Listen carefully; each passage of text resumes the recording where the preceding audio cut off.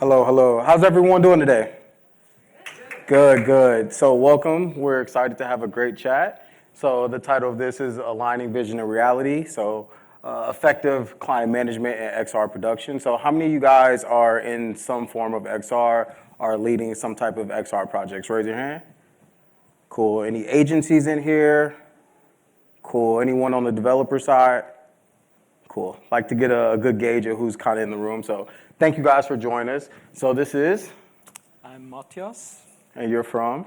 I'm Matthias and I'm from Ambia, and we're a mixed reality game and experience studio. Absolutely. And so I'm from Brooklyn, New York. So we are a photogrammetry capture studio for Hollywood Capture. So if we basically, we're a full service capture studio in Brooklyn, New York. If you guys don't know us, we basically develop and utilize technology to turn people and physical objects into 3D assets. Sorry about that. So if you guys don't know us, you might know us for some of our productions like these. And from Matt's side. Yeah, as I said, I'm a producer, and yes, and we've done that for 16 years. And today we try to summarize a little bit the learnings in working with the clients. Absolutely. Are there clients in here as well? No? So basically, XR production is very complicated, and, today's talk is going to be focused on really onboarding new clients.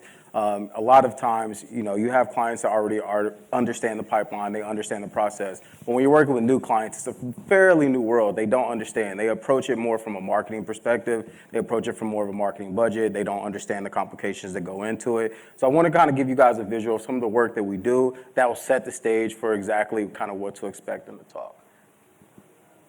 So if there's sound, if we can raise the sound.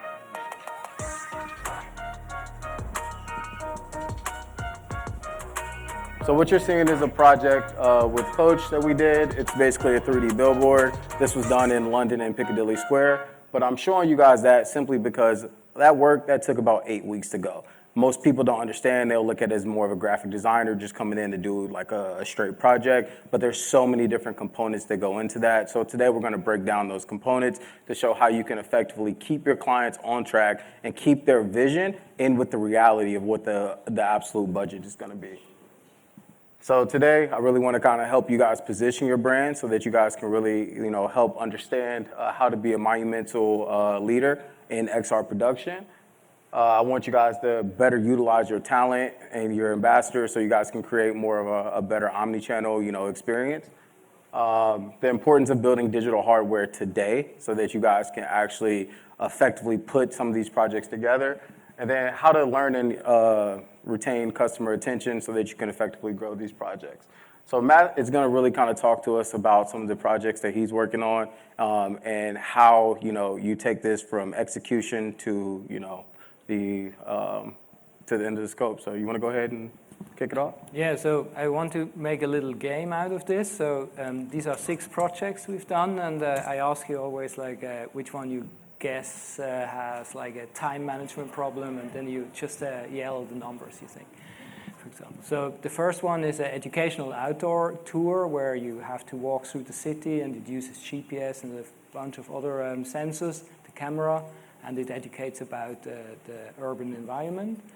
The second one is an app, just a regular app where you move around your phone and you have to capture digital figurines. The third one is a lemming style app. And the fourth one is a VR game where you wear a VR headset and you have to run back and forth on stage in order to control the cursor. And the fifth one is a web-based VR puzzle for kids. And the sixth one is a game like a last man standing game where several thousand people run around in the city at the same time with a GPS-based app, and they see on the map where the hunter is.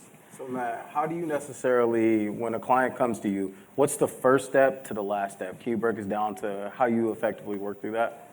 Yeah, they're very different. The need or like the goals that the customer has, and often customers don't know exactly what their need is really or what their goal is.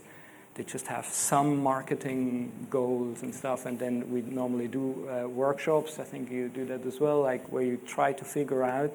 The workshop is for you as much as it is for the customer. So you can educate the customer and you can learn from them what they don't know.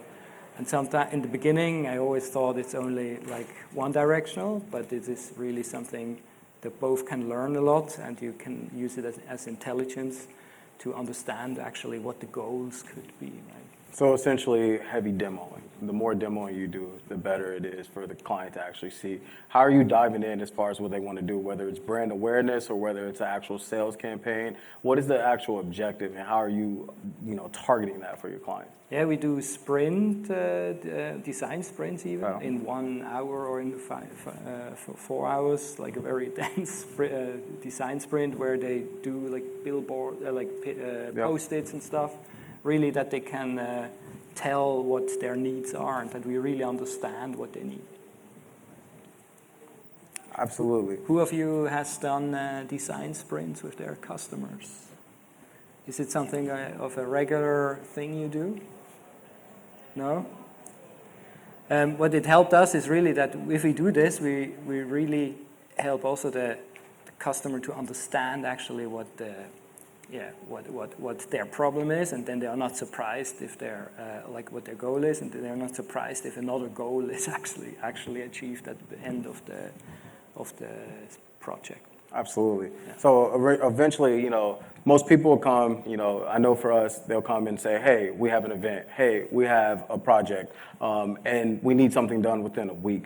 What is the time frame? How are you educating your clients necessarily on the time frame? What goes into that process so they can have a better in-depth understanding?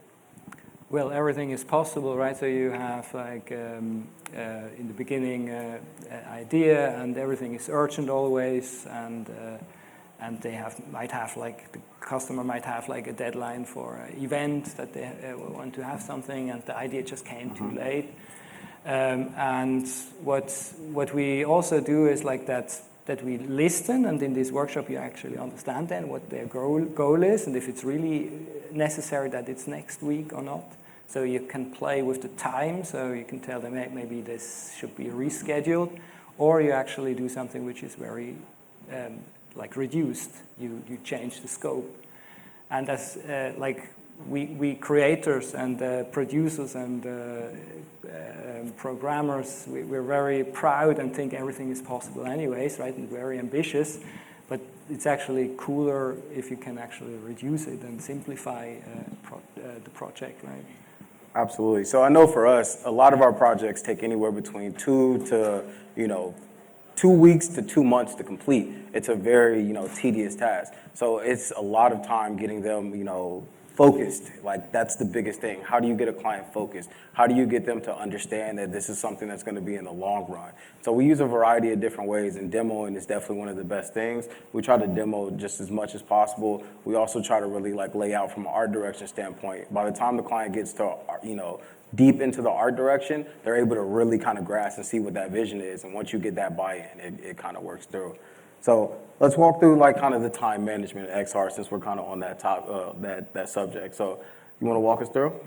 Well, actually, we just covered it a little bit already. A little bit. So we have I tried to make a Venn diagram, of course.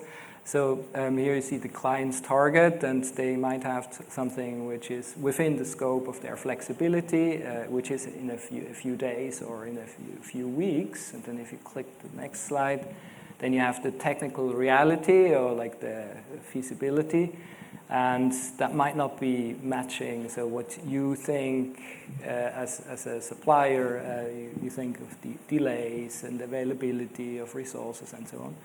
And that needs to be transitioned to one point, and normally the one that the client is happy and you are happy as a supplier, and that means that you need to go to the middle area. If you press the next time. So actually you just prioritize, and what we've learned, there are 2 options. So you prioritize, you reduce the scope. Often customers are then not quite happy if you reduce maybe the quality or the amount of content, the volume. But then you can, for example, give them solutions that the first instance when something takes place in a campaign, it's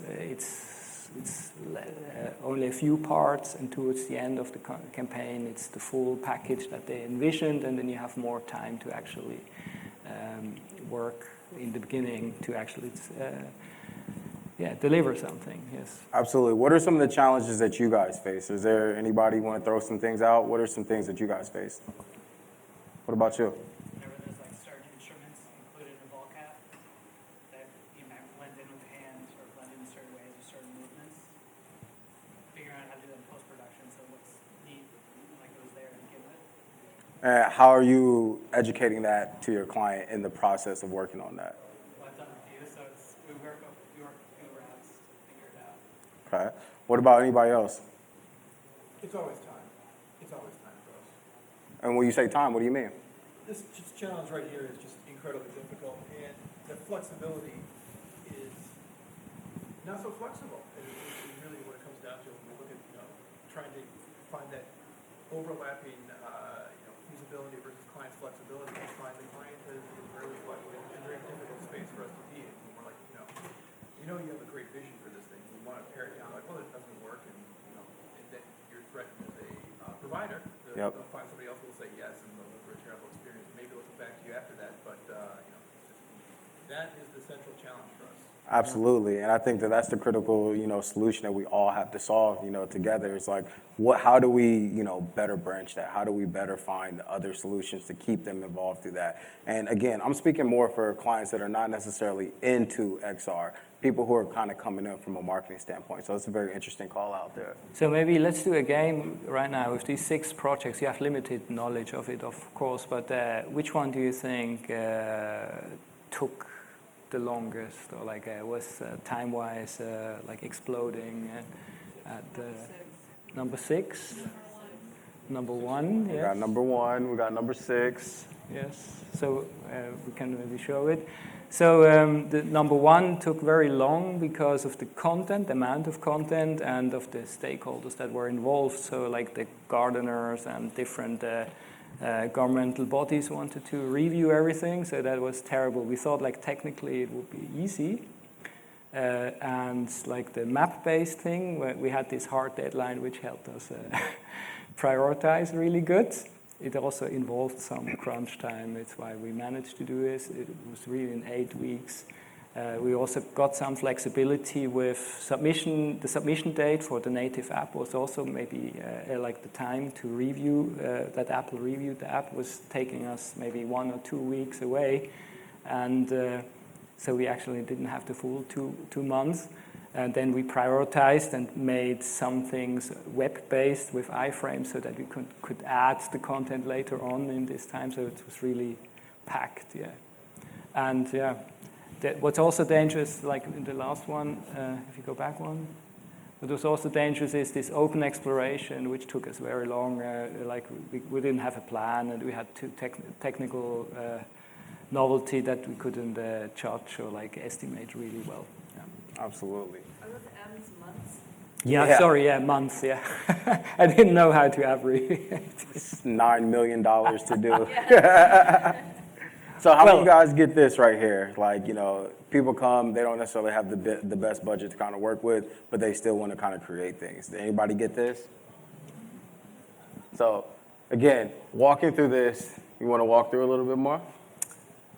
Well, yeah, they might, that's difficult to show. You said you show them demos, and then they can maybe show, yeah, that's exactly what they want. The difficulty with visual demos and with visual samples is that they always just see and pick, like layperson, see and pick the elements they want to see. And so if they say photorealistic, they might not think that it's photorealistic, but high resolution, let's say, right?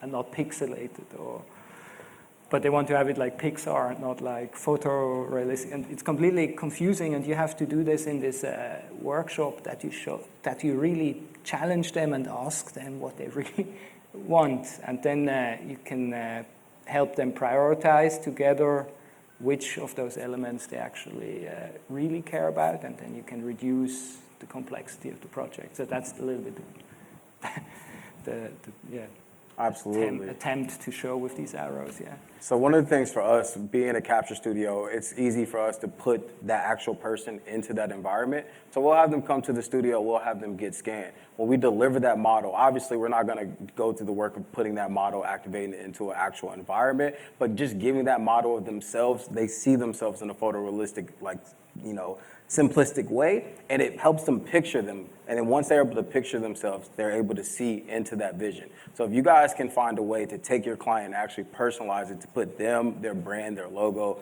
anything into that, it's gonna be a much easier process of having them, you know, buy in and invest into the project. If you see yourself in a nice shirt, you see yourself in a nice watch, you're 10 times more likely to actually spend on that than if you see someone else in that, because now you're able to really like picture yourself into that. Yeah. Go ahead. So when you have so many stakeholders, especially with that educational, especially with children and all Yep. of that, how did you deal with that? Like, were there contract things where like, we're gonna, on this date, we have to put a stake in the ground and or relate back to the contract saying, these are the deliverables? Well, the problem is, yeah, feature creep. Yeah. I mean, the problem with this particular project was that also the customer was unexperienced, and that's really a problem. You have to tell them what they don't know. So they wouldn't do these deadlines internally, or they wouldn't have maybe the power to do those, like because supervisors or independent bodies set the timeline.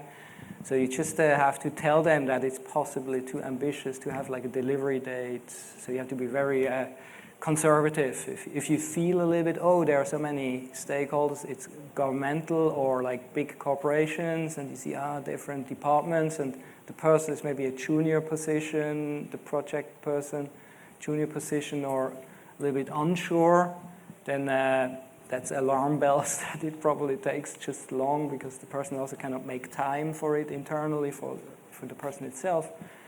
So you have to help them. That's one way, or just to assume that it takes long. Because I'm just thinking it's going to cut into your bottom line the longer things take. Yeah. Take on new clients, right? Do Yeah. you require clients? If I what, sorry? Do you require your clients with the unrealistic expectations that go pretty much? Well, yeah, it's normally you have like normally the budgets are like project based, right? And you cannot ask them, oh, sorry, unfortunately.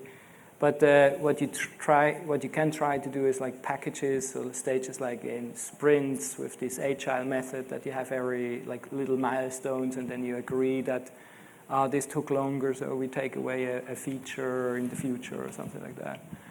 So but that's also hard if the person is unexperienced. They say, oh, we bought that initially, right? And but it's a lot of like talking, yes.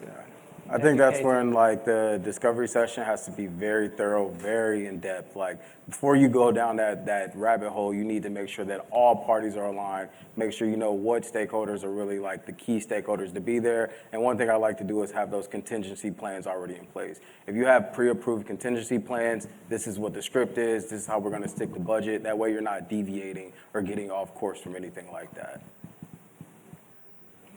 No problem, no problem. Please, any other questions?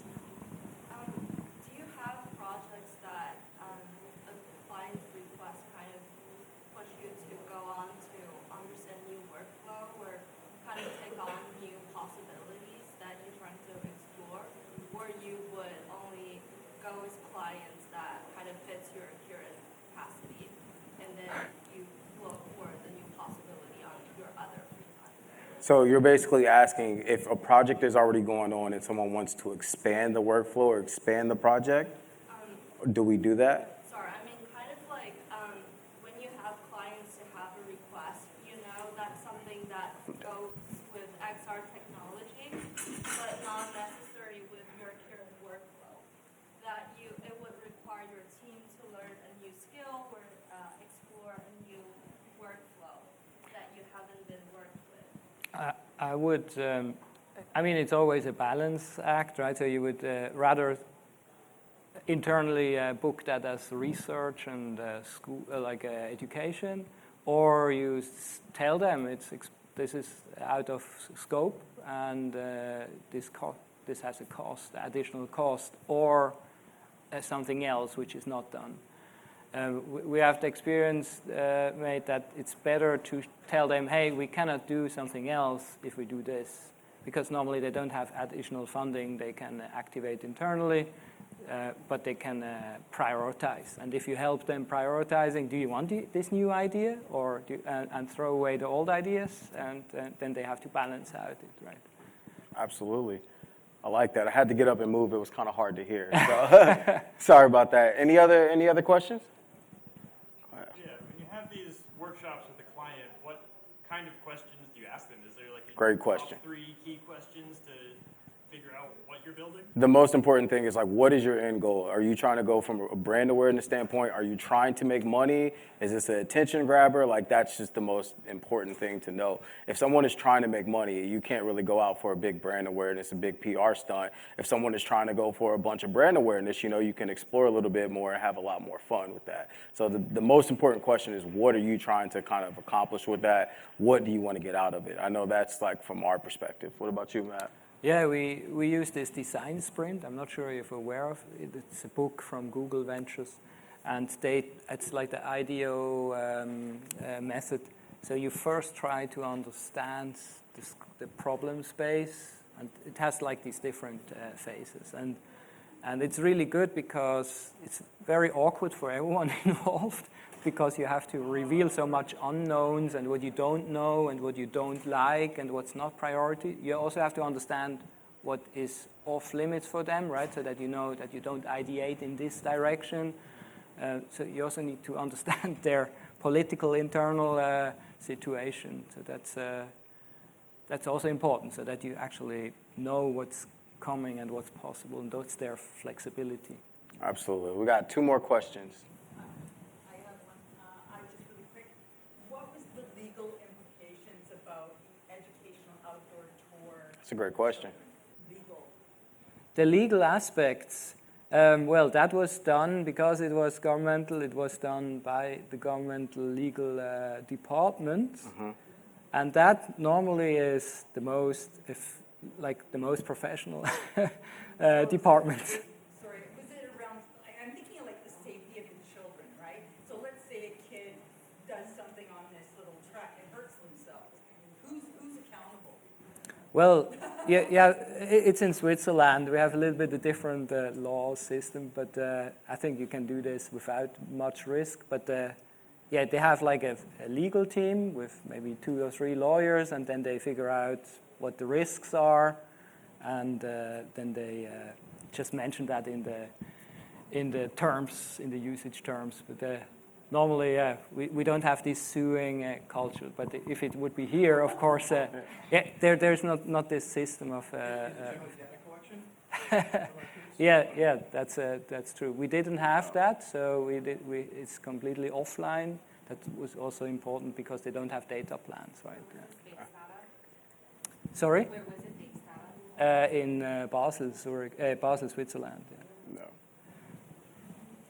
So that's a great thing that you point out, like the data collection. Being a photogrammetry studio, we work with our clients to make sure that they own that data, but they're also not going to exploit that data in any way. When you have someone's likeness and things like that, you have to take that extremely, extremely serious. And any client that wants to abuse that, like, we live in the marketing world. Everyone wants to take everyone's email, send them out. So if you get access to people's actual scan and their image, or you have projects that have people's IP in that, you have to make sure that you have an airtight case, or some type of clause within your contract to make sure you prevent that. So, great question. Last one, guys.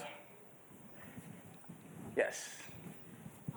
When you create experiences like working with corporate clients that are afraid of what users might do with their augmented experiences, for example, I create a lot of mostly Instagram and Facebook filters. Mm-hmm. And when it's big corporations like banks, etc., they're afraid to take a step because they don't know what users will do with it. Yep. So how do you have that conversation with the client?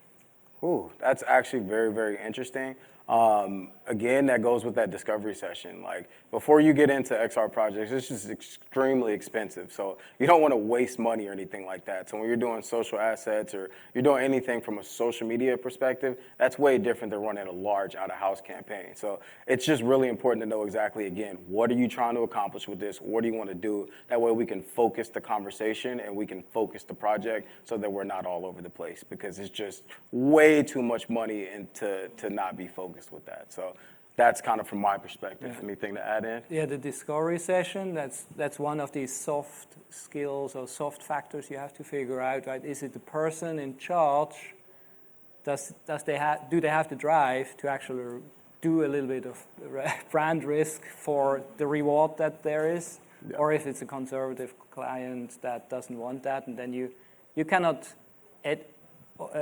talk them out of this fear. It's impossible. Don't try to do it. Yeah. And sometimes you have to be aware not to talk them into things. So some brands are willing to take the challenge and some brands are not willing to. If you have that in your gut feeling that this is not going to go down the right path, don't just talk them into the project. Do what's best for them. So again, thank you. I want to thank you guys so much.